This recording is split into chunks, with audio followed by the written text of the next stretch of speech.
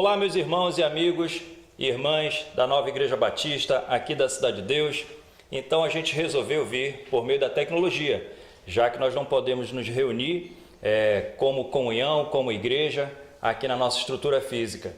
Graças a Deus, que Deus deu inteligência para o homem, então criou todo esse aparato para nós então podermos divulgar a palavra de Deus até você. E nesses dias de dificuldade, nesses dias de assolação, eu lembrei lá da minha infância, e lá na minha infância tinha uma família cujo pai, ele era um pai bastante rígido. E naquela família eu recordo que tinham vários irmãos e irmãs, eram muitos, cerca de 10 irmãos. E ali a gente sentia, eu já podia observar na minha infância, que era uma família um pouco desorganizada.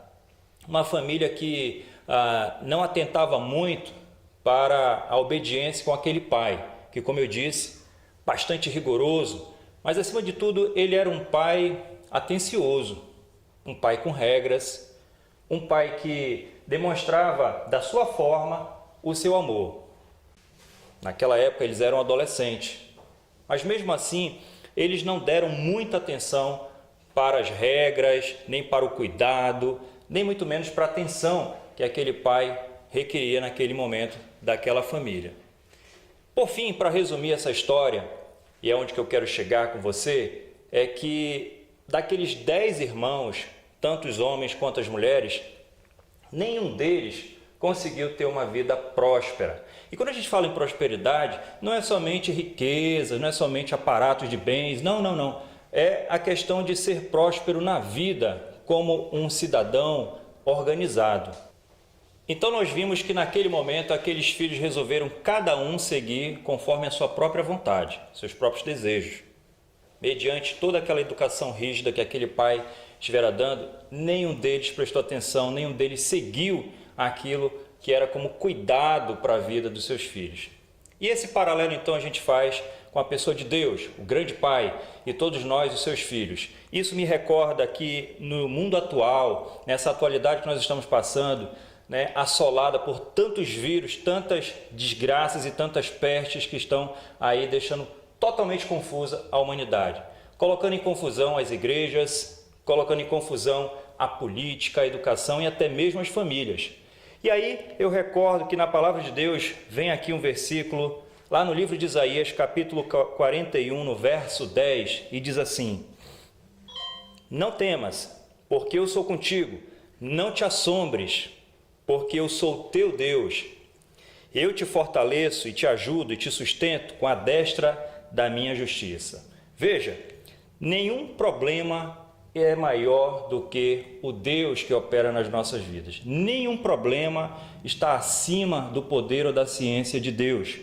Mas nós precisamos aceitar algumas coisas para que essa justiça, para que esse poder, para que esse cuidado e esse amor de Deus possa operar na nossa vida. É simples. Olha só, primeira coisa que nós precisamos então tomar para a nossa vida, como paralelo na vida daqueles 10 filhos, é que eu preciso aceitar a autoridade do Pai. A primeira coisa, então, eu preciso aceitar essa autoridade que vem desse Pai maior, desse Pai santo, desse Pai que nos criou. E lá no livro de João, no capítulo 14, no verso 15, diz assim: Se vocês me amam, obedecerão aos meus mandamentos. Não dá para sermos filhos e recebermos toda a graça de Deus, todo o cuidado de Deus, toda esse zelo que o Pai do céu quer nos favorecer, quer nos abençoar, sem que nós venhamos a não obedecer os seus mandamentos. Em nenhuma casa isso acontece. E a segunda coisa, bem rápida para resumir aqui o nosso bate-papo de hoje: confiar 100% nas suas ordenanças. Deus criou os seus princípios como um balizamento. Deus criou esses princípios para que eu e você não venhamos a cair numa desgraça, num descuidado. Da mesma forma, lembra da história que eu contei no início, que aquele pai colocava ali aquelas diretrizes e necessitava que seus filhos então seguissem aquelas ordens, e por eles não terem seguido as ordens que Deus havia colocado, todos eles não tiveram nenhum sucesso na vida. E aí a gente recorda que lá em Salmos, capítulo 125, no verso 1, diz assim: os que confiam no Senhor são como monte de Sião. Eles não se abalam, mas eles permanecem para sempre. Essa é a palavra que eu quero deixar para você, meu irmão, minha irmã, no dia de hoje. Nós somos filhos amados de Deus. Deus nos fez para nos amar. Esse é o desejo principal de Deus, que eu o conheça e conheça também a Jesus Cristo, seu Filho, e assim nós possamos, de uma forma deliberativa, amá-lo com toda a nossa vida, com toda a nossa alma, com toda a nossa força, com todo o nosso desejo, com todas as nossas decisões de vida, ainda que seja aqui terrena. Lá em 1 João capítulo 3, verso 2 diz: amados, agora nós somos filhos de Deus. Você que decidiu aceitar Jesus como seu Senhor e Salvador, você que já entregou esse coração, que outra hora era um coração duro e já está entregue na ciência de Deus, na ciência de Jesus Cristo, você é um filho amado de Deus. Essa é a mensagem que nós queremos deixar para você nesse momento de tanta catástrofe, nesse momento de tantas divisões entre as famílias, entre o governo, entre a política e até entre as igrejas. Nós queremos dizer para você que Deus ama muito você. Ele quer ser esse pai cuidadoso, esse pai zeloso com a sua vida também. Então, que nessa semana que vai entrar já já, você possa refletir nessa palavra.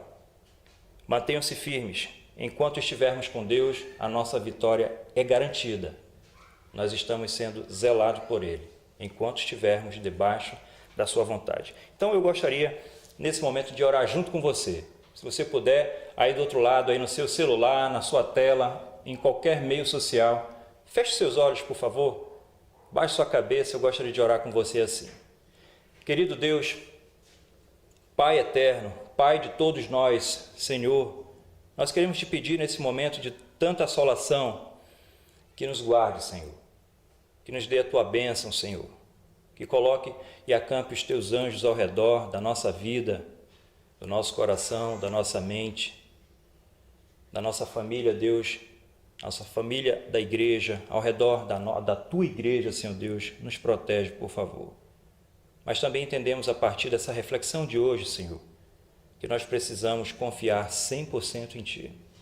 Nós precisamos atentar para todos os Teus princípios, para que não venhamos deixar de ter o êxito que o Senhor almeja, ainda que estejamos aqui nessa vida terrena.